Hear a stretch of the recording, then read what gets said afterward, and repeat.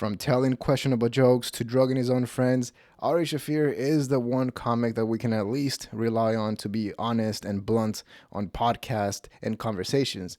And well, he was on Tiger Belly recently promoting his new special and ended up exposing Khalyla. That's right. If you remember, Khalyla and Bobby would always try to paint this narrative that she actually met him when he was at his lowest, had nothing going on for him, was dead broke.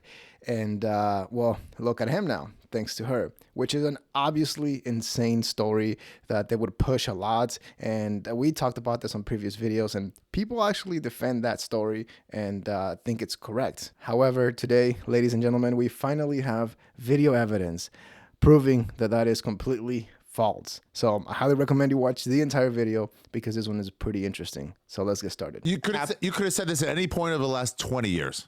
What do you mean? Mad TV. I'm like, I can't leave now. I just started getting stuff. Yeah, I think Ari's right. Mad TV. Oh my the God, you're podcast. so Res Dogs. It keeps going up and up and up. No, that's completely. Oh my God, you're so stupid. There's no point. Yes, there was. Where you can be like, hey, stuff isn't happening. It was always happening. The movies. Well, when I met you was a low. That's what I'm saying. Point. There was a 5 or 6 gap, 7-year gap. Commercials before, yeah. Where there was nothing happening.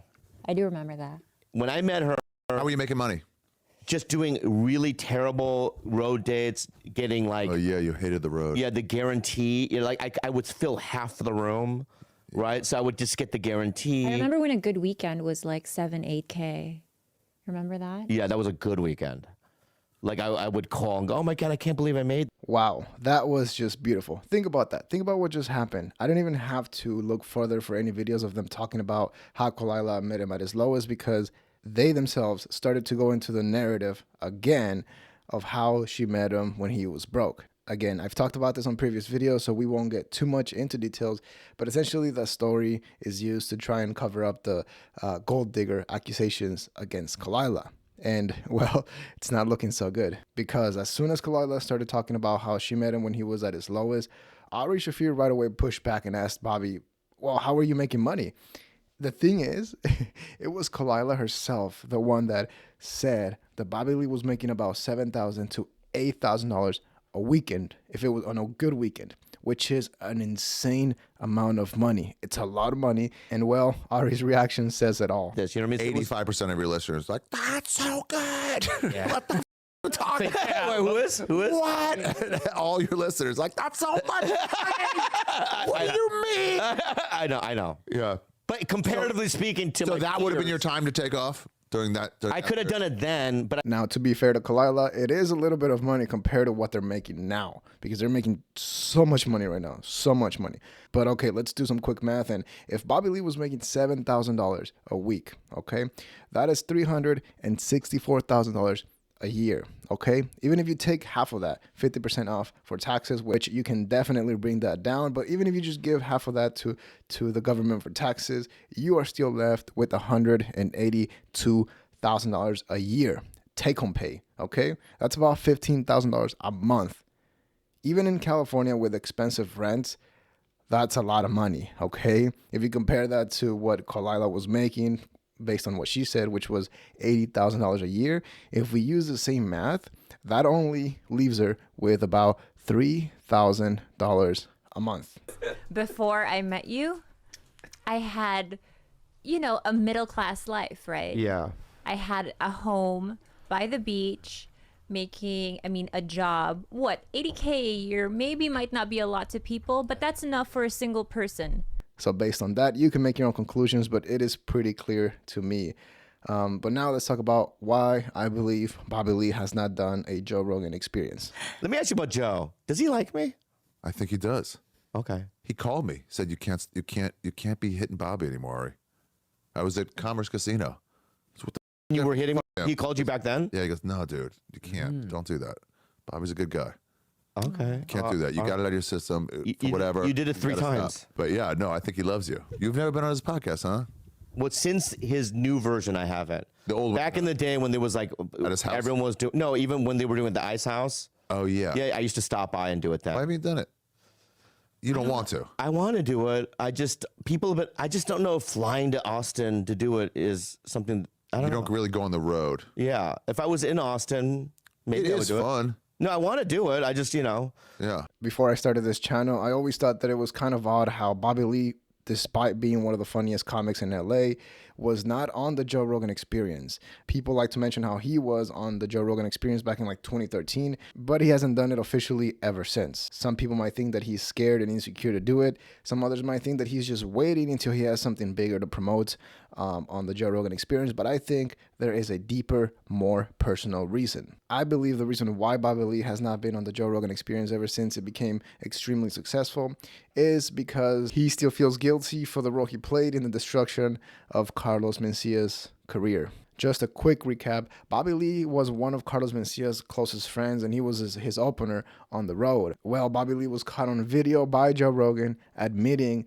that Carlos Mencia would steal his bits and that he was actually not named Carlos Mencia. So obviously Bobby Lee asked Rogan not to use that video, but he did the opposite. That video became the last nail in the coffin that helped to put out Carlos Mencia, because right after that, his career started quickly declining. And according to Carlos Mencia, and obviously we can all tell that it cost him millions and millions of dollars. This first started, I paid a lot of money to consultings. And you know what they all said? Don't fight it, let it go, it's gonna go away. Problem is, internet was brand new. They didn't understand that the internet is forever, not today. It just exists through time. So somebody right now, who's a fan of mine, is discovering this for the first time. And they're gonna go on the air and it's gonna feel brand new to them, even though this occurred 15 years ago. You can also argue that Joe Rogan has a huge platform that he has now thanks to that drama, because it actually positioned him in comedy as a pillar that everybody would look up to for guidance. So now imagine how Carlos Mencia would feel if he saw Bobby Lee go on that now massively successful platform and make even more money, make millions and millions of dollars. Do you see what I'm saying? I'm not saying there's a right or wrong, but it's more like a personal, moral thing, if that makes sense. That's the reason why I think Bobby Lee has not been on the podcast. In conclusion, it was very interesting to see Ari Shaffir finally put an end to that weird narrative about Khalyla meeting Bobby Lee when he was dead broke. There were also a few other moments that I thought were pretty weird, like Bobby Lee accidentally calling Khalyla his girl again. A little bit weird. The sleeve. Can I say something though? About ephemeral. No, Esther, because you asked, the answer is no. Okay. Well, Whoa, dude. let me know when you're ready. Don't condescend my girl here, She baby. asked the question. I'm your girl? Well, I'm my podcast Partner.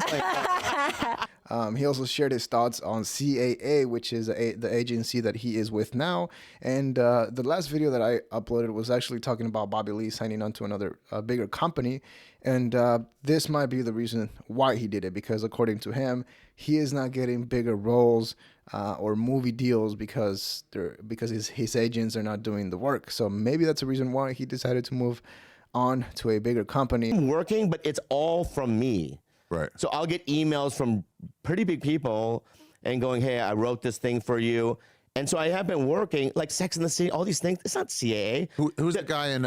And last, Ari Shaffir took shots at Khalyla. I don't think so. We do what we want. Excuse me? We're free. You're more free Especially than now that you got rid of your anchor. I. No, you're more free than I.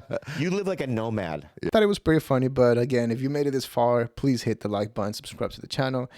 We're trying to get to 20,000 subscribers. Leave a comment. Let me know what you think about this whole situation. The podcast was pretty interesting, so I recommend you go watch it. Dislike if you didn't like the video, but that's all we have for today. See ya.